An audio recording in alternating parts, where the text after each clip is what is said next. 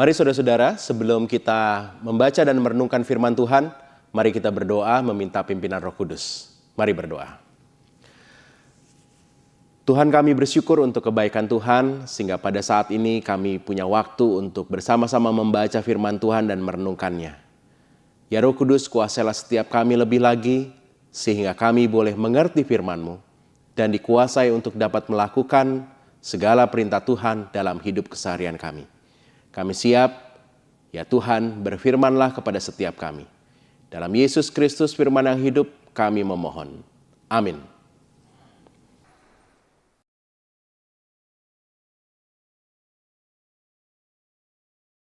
Bacaan pertama dari Yesaya pasal 61 ayat 1 sampai 4, lalu dilanjutkan ayat 8 sampai ayat 11. Roh Tuhan Allah ada padaku, oleh karena Tuhan telah mengurapi aku. Ia telah mengutus aku untuk menyampaikan kabar baik kepada orang-orang sengsara dan merawat orang-orang yang remuk hati, untuk memberitakan pembebasan kepada orang-orang tawanan dan kepada orang-orang yang terkurung kelepasan dari penjara, untuk memberitakan tahun rahmat Tuhan dan hari pembalasan Allah kita, untuk menghibur semua orang berkabung, untuk mengaruniakan kepada mereka perhiasan kepala ganti abu, minyak untuk pesta ganti kain kabung, nyanyian puji-pujian ganti semangat yang pudar, supaya orang menyebutkan mereka pohon tarbantin kebenaran, tanaman Tuhan, untuk memperlihatkan keagungannya. Mereka akan membangun reruntuhan yang sudah berabad-abad dan akan mendirikan kembali tempat-tempat yang sejak dahulu menjadi sunyi. Mereka akan membaharui kota-kota yang runtuh, tempat-tempat yang telah turun-temurun menjadi sunyi. Sebab aku, Tuhan, mencintai hukum dan membenci perampasan dan kecurangan. Aku akan memberi upahmu dengan tepat dan akan mengikat perjanjian abadi dengan kamu. Keturunanmu akan terkenal di antara bangsa-bangsa dan anak cucumu di tengah-tengah suku-suku bangsa, sehingga semua orang yang melihat mereka akan mengakui bahwa mereka adalah keturunan yang diberkati Tuhan. Aku bersukaria di dalam Tuhan, jiwaku bersorak-sorai di dalam Allahku, sebab Ia mengenakan pakaian keselamatan kepadaku dan menyelubungi aku dengan jubah kebenaran, seperti pengantin laki-laki yang mengenakan perhiasan kepala dan seperti pengantin perempuan yang memakai perhiasannya. Sebab seperti bumi memancarkan tumbuh-tumbuhan dan seperti kebun menumbuhkan benih yang ditaburkan, demikianlah Tuhan Allah akan menumbuhkan kebenaran dan puji-pujian di depan semua bangsa-bangsa. Demikianlah sabda Tuhan. Syukur kepada Allah.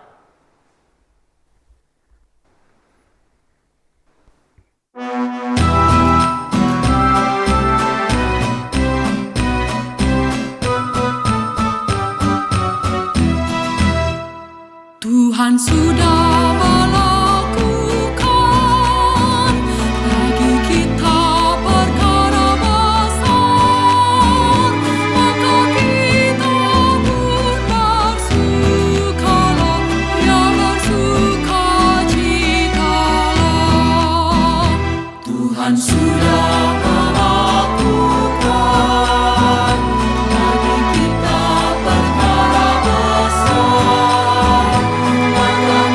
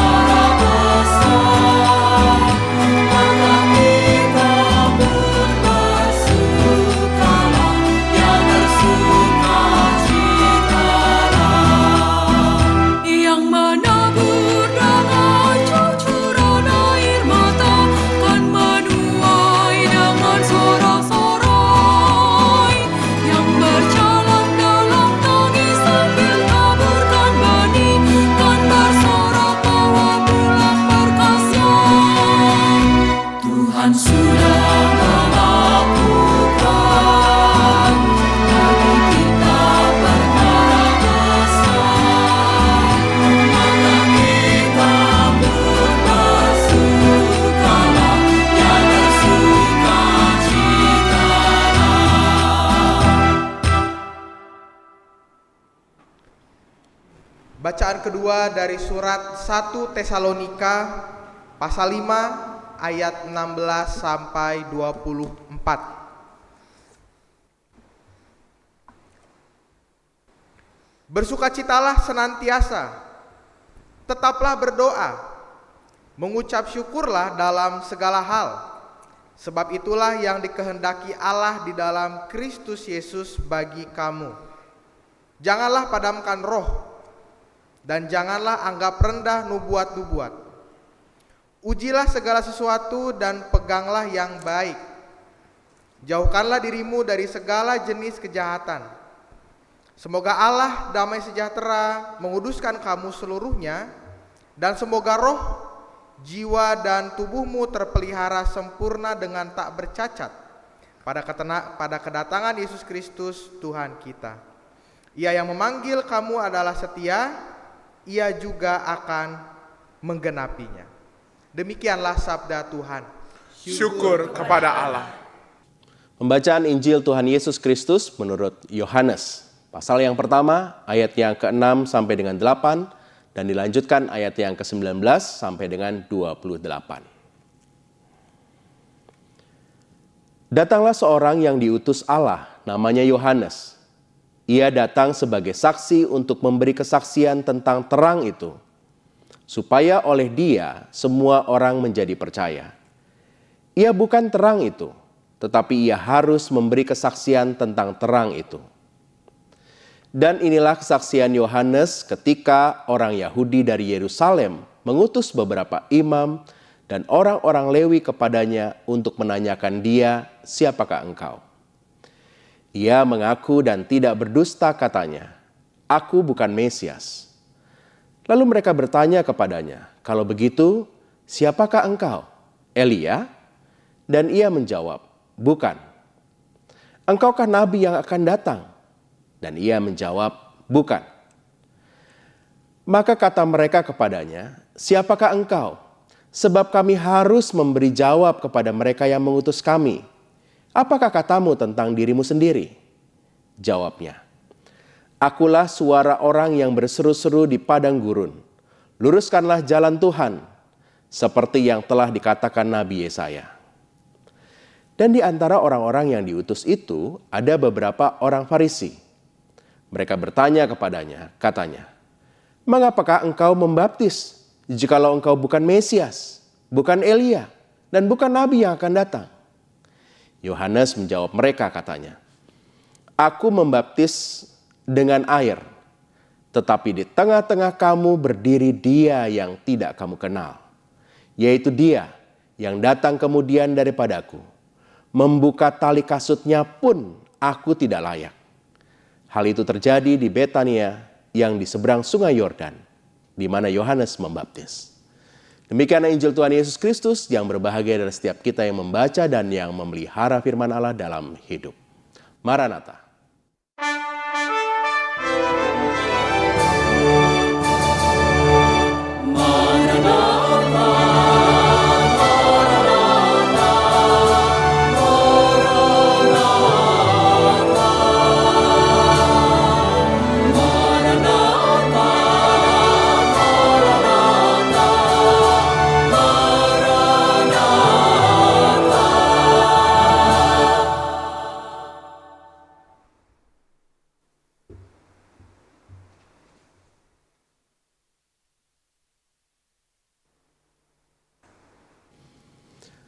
Saudara, menunggu kedatangan seseorang pasti akan menimbulkan perasaan yang beragam. Minimal ada dua perasaan itu. Perasaan yang pertama adalah perasaan yang sangat bersukacita, senang sekali. Ini biasanya dialami oleh seseorang yang memiliki relasi yang begitu dekat dengan orang yang akan datang. Mungkin ia punya sesuatu yang ingin diceritakan. Ia rindu memakai kesempatan perjumpaan itu dengan berbagi kisah-kisah kehidupannya. Atau dia punya sesuatu yang ingin ditunjukkan kepada orang yang akan datang ini. Pokoknya suasana menjadi sangat sukacita, sangat bergembira, karena yang dinanti ini sosok yang benar-benar dirindukan. Itu yang pertama. Yang kedua, ada yang malah menghadirkan situasi malah menjadi begitu menyeramkan, begitu menakutkan. Kedatangan seseorang ini begitu menggelisahkan bagi orang yang akan didatangi. Biasanya ini dialami oleh orang-orang yang tidak punya relasi yang dekat.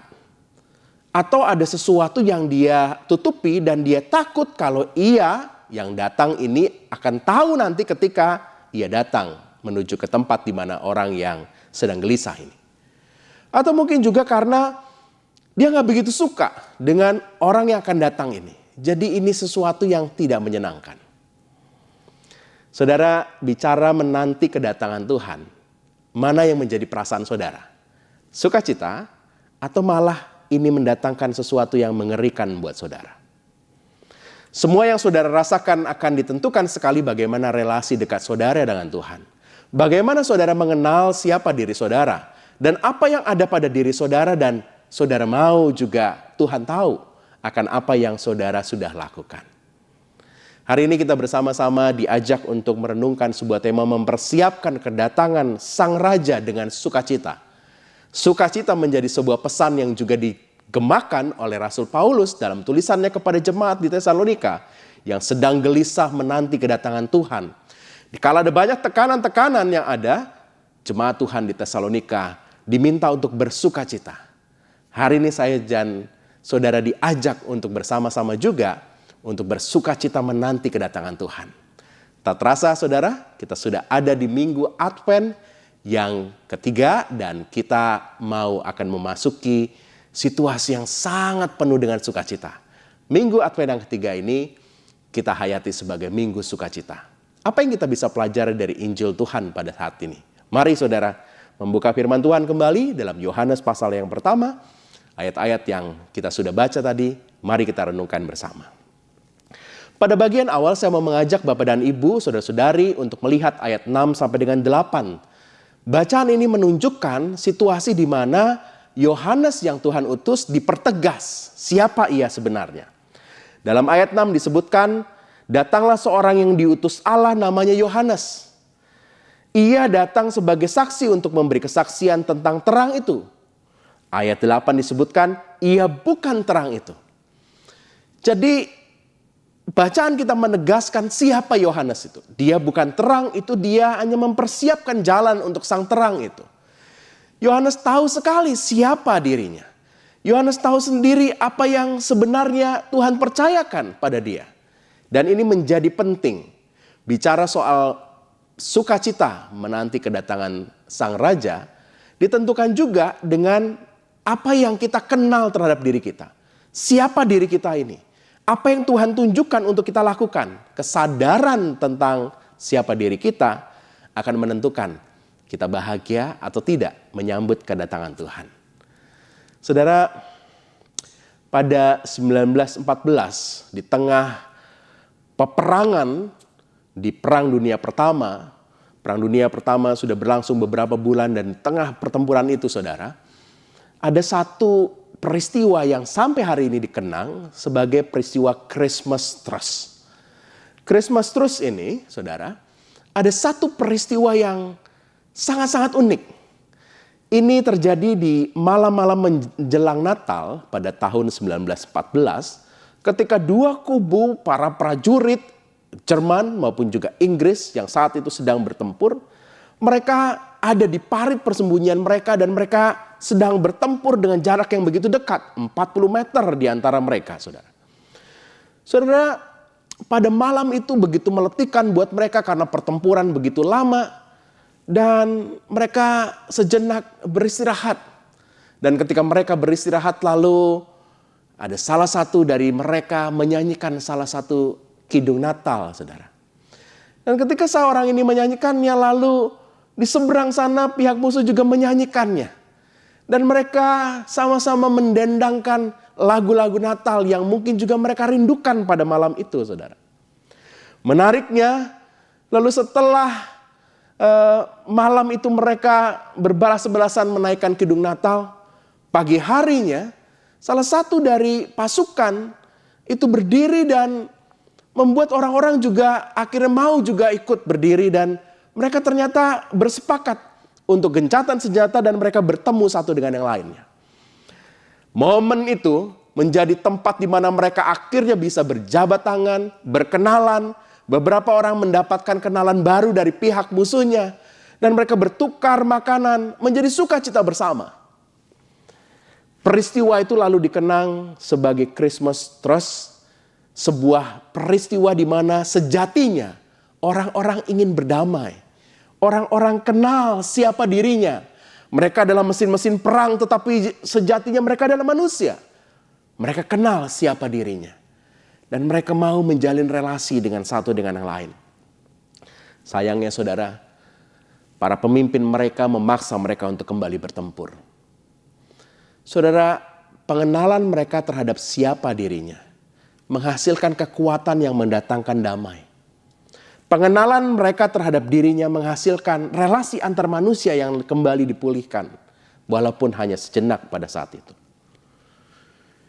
Yesaya kenal dirinya sebagai utusan Tuhan untuk membawa damai kepada orang-orang yang sedang dalam situasi pembuangan yang luar biasa mempurukan mereka. Mereka tidak punya identitas lagi. Maka firman Tuhan disampaikan oleh Yesaya dan kita melihatnya dalam Yesaya 61 bahwa Tuhan mau memulihkan umat Tuhan. Umat Tuhan akan dipulihkan kembali. Tahun rahmat Tuhan akan datang. Tahun di mana Tuhan akan mengadakan pembalasan, menghibur semua orang-orang yang berkabung akan terjadi. Hanya umat Tuhan yang kenal siapa dirinya yang akan menangkap pesan itu dan bersukacita. Bagaimana menjadi orang yang bersukacita di tengah situasi mungkin ketegangan pada saat ini di tengah keluarga saudara? Atau saudara sedang khawatir situasi keluarga saudara yang sedang sakit? Atau perekonomian kehidupan saudara yang begitu luar biasa buruk pada akhir tahun ini? Kalau saudara kenal, saudara adalah utusan Tuhan.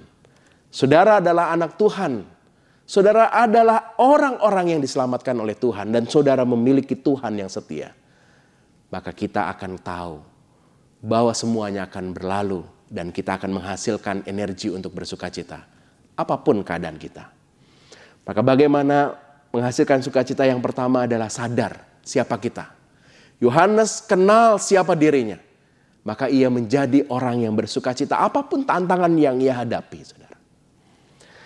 Saudara, pada bacaan kita dikatakan orang-orang pada saat itu datang untuk mempertanyakan siapa Yohanes sebenarnya. Siapa mereka ini saudara? Mari kita melihat ayat 19 saudara.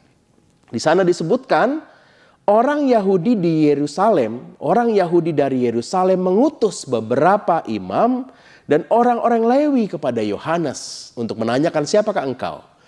Saudara, kalimat orang Yahudi dari Yerusalem menunjukkan seseorang yang mengutus atau sekelompok orang yang mengutus para imam dan orang Lewi ini bukan orang sembarangan. Orang Yahudi menunjukkan kualitas keyahudian yang tulen. Apalagi dari Yerusalem. Menunjukkan mereka adalah orang-orang yang spesial sekali dalam budaya atau kehidupan orang-orang Yahudi, saudara. Apalagi yang ditulis ini adalah para imam dan orang Lewi. Jadi mereka adalah orang-orang yang mungkin dari kelompok-kelompok pemuka agama Yahudi di level-level tinggi, level-level atas. Saudara. Dan ini gak sembarangan. Karena mereka diutus jauh ke Betania. Ayat 28 disebutkan hal ini terjadi di Betania, di seberang sungai Yordan, di mana Yohanes membaptis. Jadi utusan ini memang benar-benar disiapkan untuk bertanya kepada Yohanes. Karena penting sekali untuk tahu siapa Yohanes sebenarnya. Yohanes telah melakukan banyak hal dan orang-orang menjadi gelisah. Siapakah orang ini? Karena begitu banyak mau orang dibaptis, saudara. Saudara, ayat 20 disebutkan bagaimana Yohanes selalu mengaku. Ia mengaku dan tidak berdusta, aku bukan Mesias. Mesias adalah sosok yang dinanti.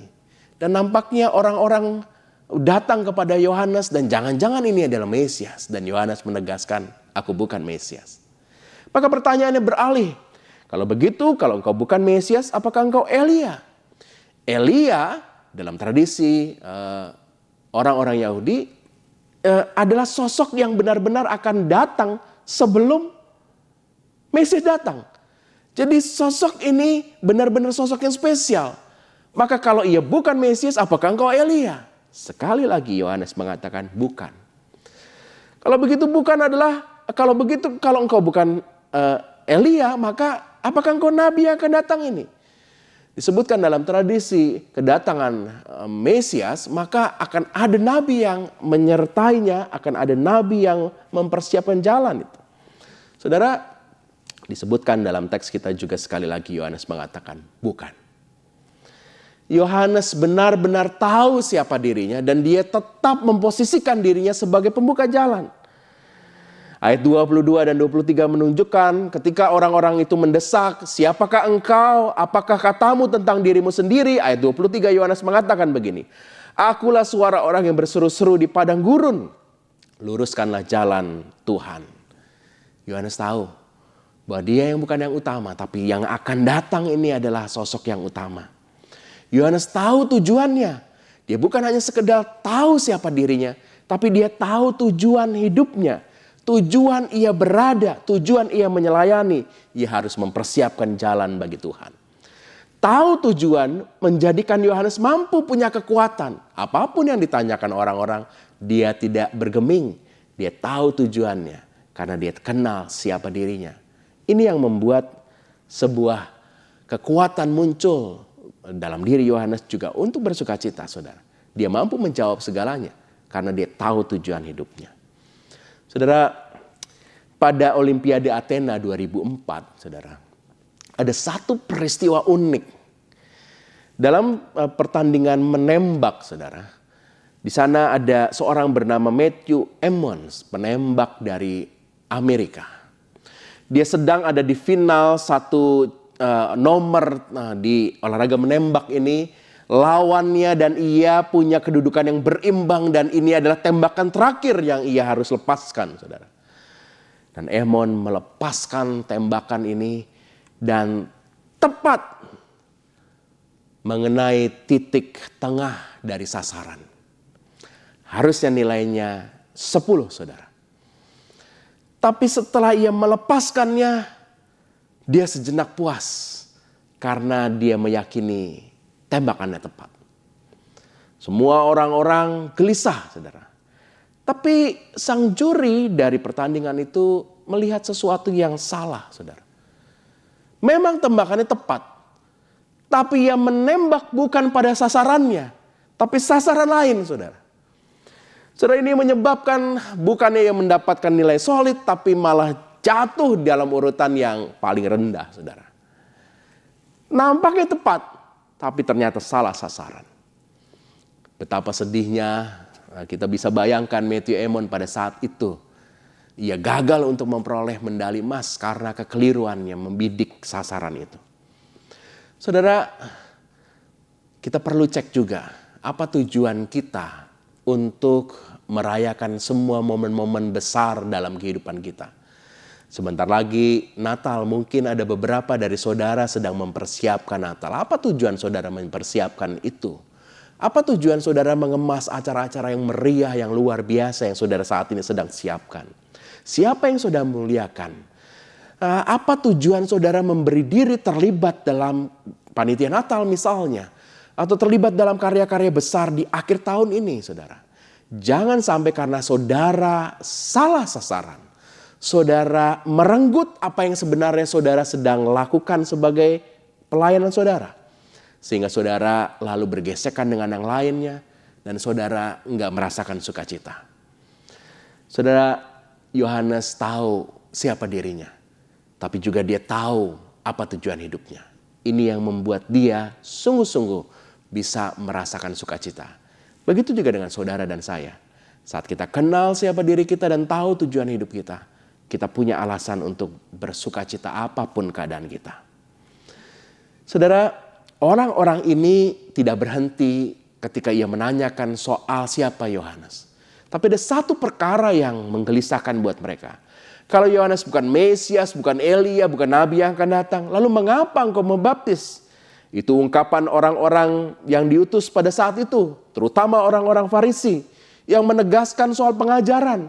Karena baptisan pada saat itu adalah satu peristiwa penting untuk orang bertobat. Kalau engkau bukan nabi yang akan datang, bukan Elia dan bukan Mesias, kenapa engkau membaptiskan? Saudara, apa jawaban Yohanes, saudara? Mari kita lihat ayat 26. Yohanes menegaskan soal baptisan yang ia lakukan adalah baptisan pertobatan. Ia mengatakan, aku membaptis dengan air. Saudara, menunjukkan pembasuhan, menunjukkan sebuah ikrar di mana orang ini bertobat. Menunjukkan satu momen di mana ia mau berbalik.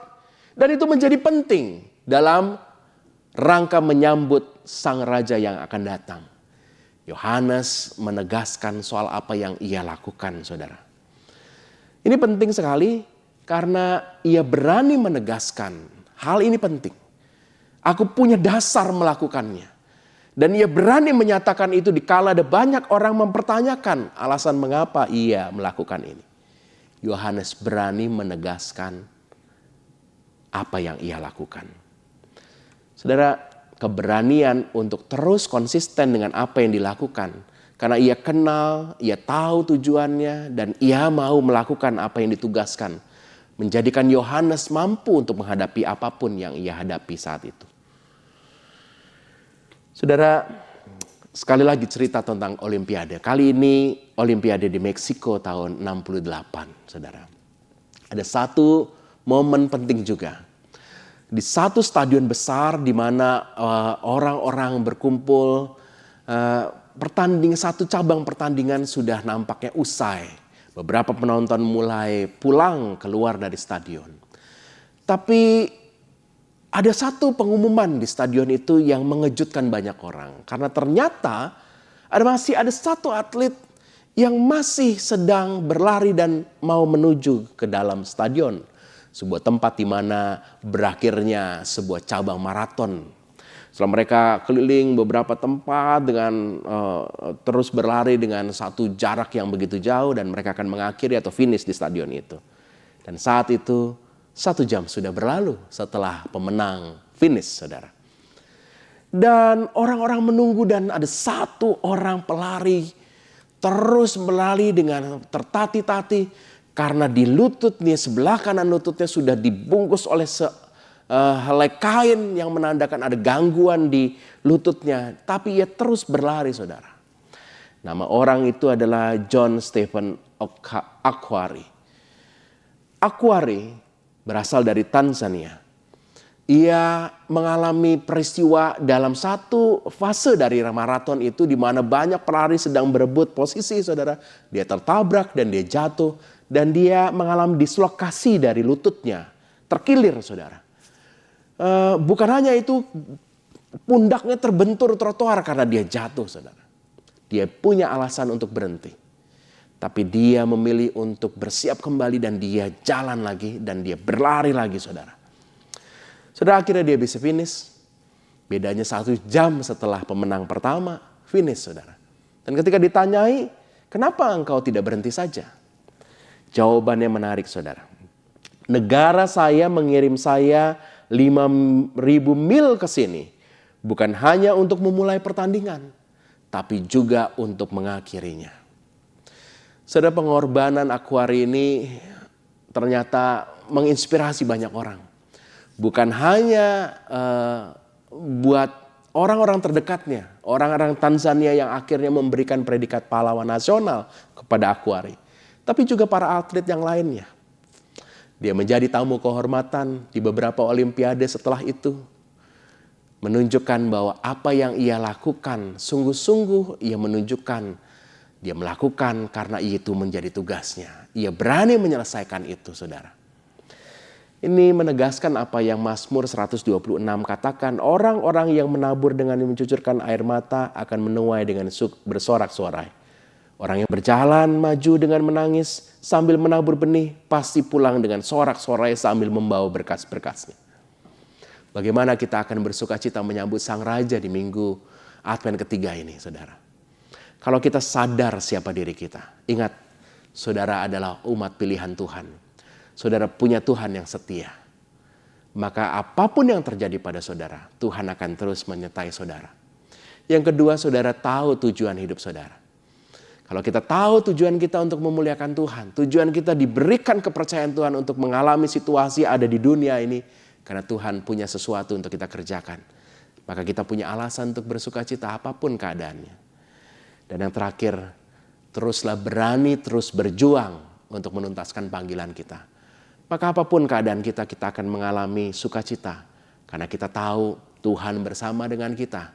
Tuhan akan datang dan Ia akan kita suguhkan dengan banyak hal yang sudah kita tuntaskan. Karena kita setia, karena Allah telah setia lebih dahulu bagi kita. Selamat menyambut masa-masa penting dalam peristiwa iman kita. Selamat bersuka cita. Dan teruslah kenali diri saudara, tujuan hidup saudara, dan berani terus untuk menyatakan apa yang menjadi tugas yang Tuhan berikan buat saudara. Amin.